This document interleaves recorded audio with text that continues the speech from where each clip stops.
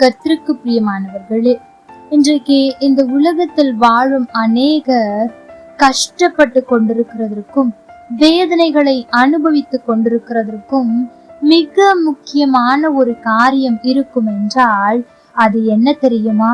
அவர்களுடைய எண்ணங்களை, நினைவுகளை அவர்களால் கட்டுப்படுத்த முடியாததுதான் ஒரு மிகப்பெரிய காரியமாயிருக்கிறது.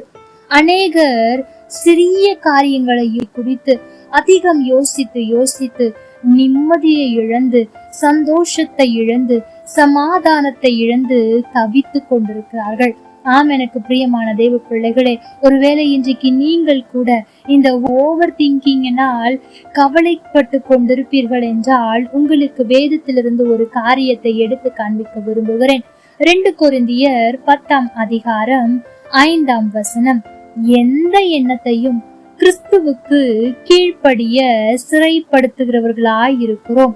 எனக்கு பிரியமான தேவ பிள்ளைகளே, விசேஷமாய் ஆண்டவரை அறிந்த நாம் எப்படிப்பட்டவர்களாய் இருக்க வேண்டும் என்றால், எண்ணம் நம்மை சிறைப்படுத்துகிறதாய் அல்ல, எண்ணங்களை நாம் கிறிஸ்துவுக்குள் கீழ்ப்படிய சிறைப்படுத்த வேண்டுமாம்.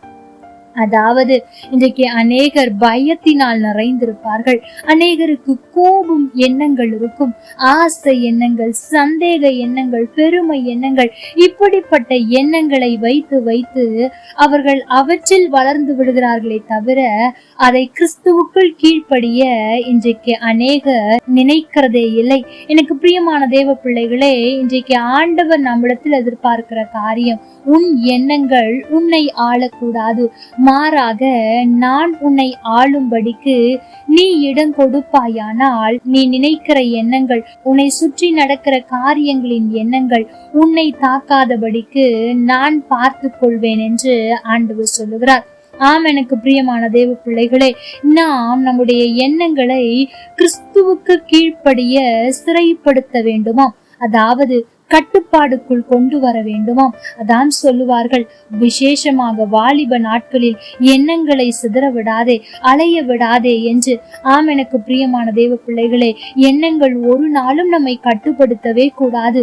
கிறிஸ்து எண்ணங்களை ஆள வேண்டும். அதாவது நாம் அல்ல, ஆண்டவரே நீரே உம்முடைய சித்தத்தின்படி நடத்தும் என்று யார் ஒருவர் தங்களுடைய எண்ணங்களை ஆண்டவருடைய கரத்தில் கொடுத்து விடுகிறார்களோ அவர்கள்தான் சமாதானத்தோடு சந்தோஷத்தோடு வாழ முடியும். ஆனால் யார் ஒருவர் தன்னுடைய எண்ணங்களில் வருகிற காரியங்களை நினைத்து இப்படி ஆகிவிடுமோ, என்னுடைய எதிர்காலம் இது போல ஆகிவிடுமோ, அவர்களுக்கு இது போல தானே நடந்தது, அவர்களுடைய வாழ்க்கை கேள்விக்குறி ஆகிவிட்டதே, எனக்கும் அப்படி ஆகிவிடுமோ என்று அநேக காரியங்களை நினைத்து நினைத்து அநேகர் மனைவியை சந்தேகப்படுகிறார்கள், அநேகர் கணவனை தவறாய் நினைத்து விடுகிறார்கள், அநேகர் பிள்ளைகளை குற்றப்படுத்துகிறார்கள்.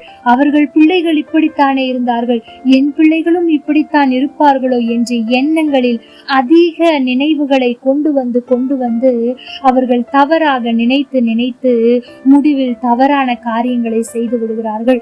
எனக்கு பிரியமான தேவ பிள்ளைகளே, நீங்கள் ஒருபோதும் உங்கள் எண்ணங்கள் உங்களை ஆளவோ அடிமைப்படுத்தவோ விடாதிருங்கள். மாறாக, ஆண்டவரே என்னுடைய எண்ணங்களை, என்னுடைய சிந்தனைகளை எல்லாம் நீர் ஆளுகை செய்யும், என்னுடைய காரியங்கள் எல்லாம் உமக்குள் கீழ்ப்படிய சிறைப்படுத்த எனக்கு உதவி செய்யும் என்று ஜெபிக்கும் போது ஆண்டவர் நிச்சயம் நமக்கு உதவி செய்வார். ஏன், இன்றைக்கு அநேகர் இந்த காரியத்தினால் தவித்துக் கொண்டிருக்கிறோம். அநேக நேரத்தில் நாமும் கூட தேவையில்லாத காரியங்களை யோசித்து யோசித்து நம்முடைய சமாதானத்தை, சந்தோஷத்தை, நிம்மதியை இழந்து தவித்து கொண்டிருக்கிறோம். இனி அந்த தவறை செய்யாதபடிக்கு நம்முடைய எண்ணங்களை ஆண்டவருக்கு கீழ்ப்படிய ஒப்பு கொடுப்போம். கர்த்தர் தாமே உங்களோடு கூட இருந்து உங்களை ஆசீர்வதிப்பாராக. ஆமென். லைக் பண்ணுங்க, ஷேர் பண்ணுங்க, கமெண்ட் பண்ணுங்க.